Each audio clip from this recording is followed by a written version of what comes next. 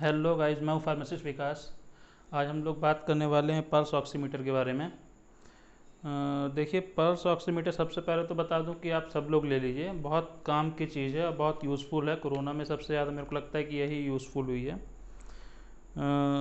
और सबसे मेन कि इसकी डिमांड भी कोरोना के टाइम में बहुत इसलिए थी क्योंकि इससे सबसे मेन तो सब लोग जानते होंगे कि जो ये मेन जो वर्क है इसका ऑक्सीजन बताने का है। जो पल्स ऑक्सीमीटर, पल्स तो है ही, पल्स भी बताता है, पर ऑक्सीमीटर तो ऑक्सीजन भी बताता है।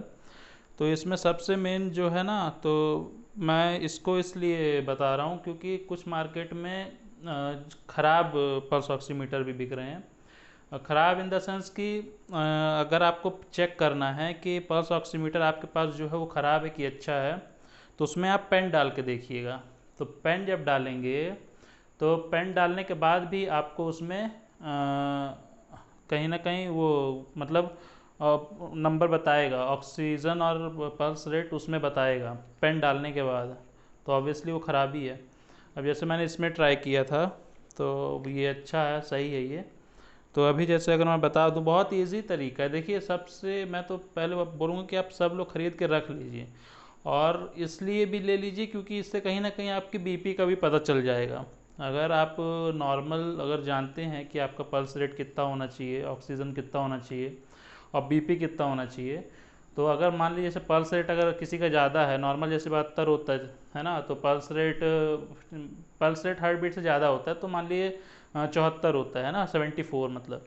अब 74 होता है तो अब ये देखिए कि अब 74 से कितना ज़्यादा है। मान लीजिए कि 74 से 80-90 पहुंच रहा है। और सबसे मेन इसमें एज भी डिपेंड करता है कि किस एज में कौन सा, मतलब जैसे बच्चों का अलग होगा और एडल्ट का अलग होगा, टीनेजर का सबका अलग होगा, है ना। तो हर उसमें हर उसका अलग मतलब रेंज तो वही है, लेकिन अगर मान लीजिए जैसे किसी एडल्ट का है या फिर कोई ओल्ड एज है, तो उनका अगर मान लीजिए कि 74 से 80 पहुंच जाता है तो कोई बड़ी बात नहीं है ना। 80-90, 90 थोड़ा ज़्यादा हो जाएगा, 80, 84, 85, तो उसमें कोई बड़ी बात नहीं है।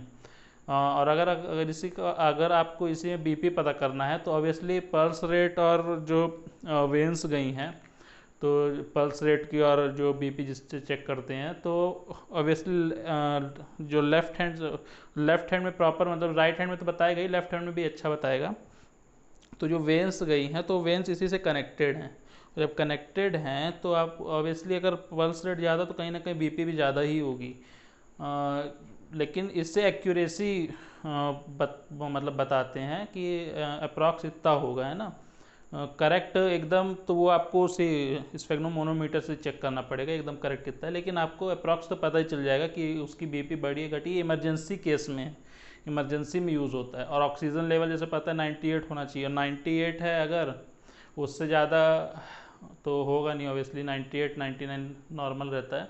लेकिन अगर कम है, जैसे कि ऑक्सीजन में इसकी डिमांड सिर्फ इसीलिए थी कि सबको ऑक्सीजन चेक करना था, तो ऑक्सीजन लेवल कम है 95 तक तो चलिए ठीक है, लेकिन 95 से थोड़ा भी कम हुआ तो आपको फिर सीधा हॉस्पिटल में ही जाना पड़ेगा, है ना, हॉस्पिटल में। और 90 से कम हुआ तब तो फिर आपको तो 90-85 पर तो आपको भर्ती ही होना पड़ेगा ओपीडी, फिर ऑपरेशन थिएटर, मतलब डायरेक्ट फिर बहुत ज़्यादा लेवल कम हो जाता है ना।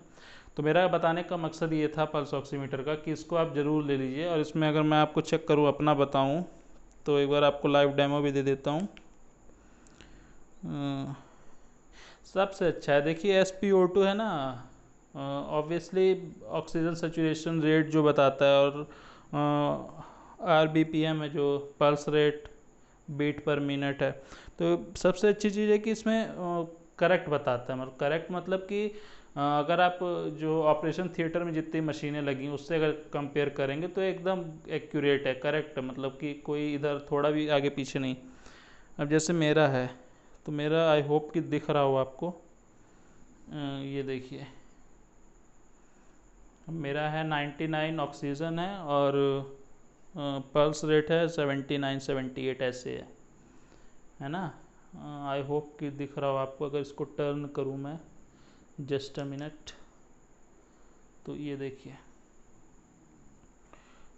तो मुझे यही बताना था। अब जैसे ऊपर मेरा 99 दिख रहा है तो ये ऑक्सीजन है है ना। ऑक्सीजन 98 99 इतना होना ही चाहिए, हो 98 तो ना होता ही है।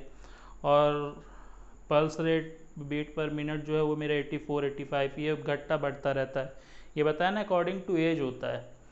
तो मेरा कहने का मतलब है कि आप सब लोग ले लीजिए, बहुत ज़रूरी है, बहुत काम की चीज़ है ना। तो मुझे सिर्फ इसी का पल्स ऑक्सीमीटर का ही बताना था कि क्यों इम्पोर्टेंट है इतना, और क्यों इसकी डिमांड बढ़ रही है इतना, और कैसे चेक करें कि ये ख़राब है। देखिए ख़राब के बहुत रीज़न है ना, मार्केट में कोरोना टाइम पे बहुत ख़राब चीज़ें बिकी हैं। पल्स ऑक्सीमीटर ख़राब ऐसे कि उसमें कागज़ डाल दो, पेन डाल दो, सबका पल्स रेट ऑक्सीजन रेट बता रहा था। तो अगर उसको चेक करना हो वो सही है कि नहीं, तो आप पेन और कागज वगैरह डाल देंगे तो उसमें भी वो बताएगा, और बता रहा है तो ऑब्वियसली वो गलत है ना, तो ख़राब है, तो उसको आप वापस दे के और ओरिजिनल ले सकते हैं ना।